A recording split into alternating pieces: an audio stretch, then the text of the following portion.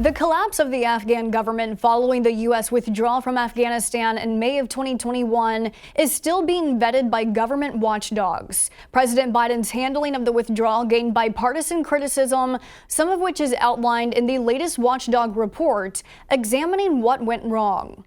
The congressionally mandated report pointed to poor accountability on weapons provided to Afghanistan, a lack of systemic planning, and the dependency Afghans' defense forces had on U.S. troops on the ground, all of which led to the military collapse in Kabul, according to John Sopko, the Special Inspector General for Afghanistan Reconstruction.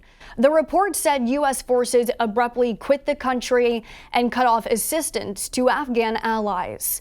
The Inspector General said, quote, "The character of the withdrawal left many Afghans with the impression that the U.S. was simply handing Afghanistan over to a Taliban government in waiting, but that President Biden made an even more abrupt exit than anticipated by Afghan allies, according to the report."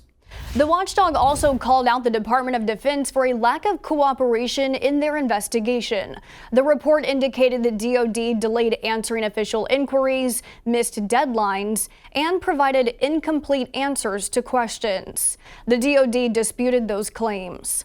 The report also indicated the U.S. left behind $7 billion worth of military equipment that has ended up in the hands of the Taliban. This watchdog is warning U.S. officials to avoid the same mistakes in the war in Ukraine.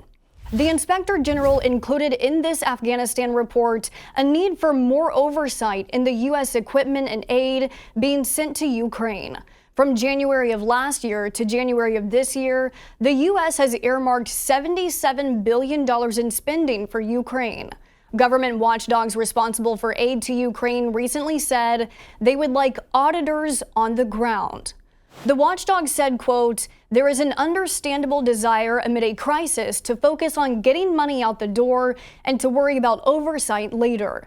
Given the unprecedented volume of weapons being transferred to Ukraine, the risk that some equipment ends up on the black market is likely unavoidable."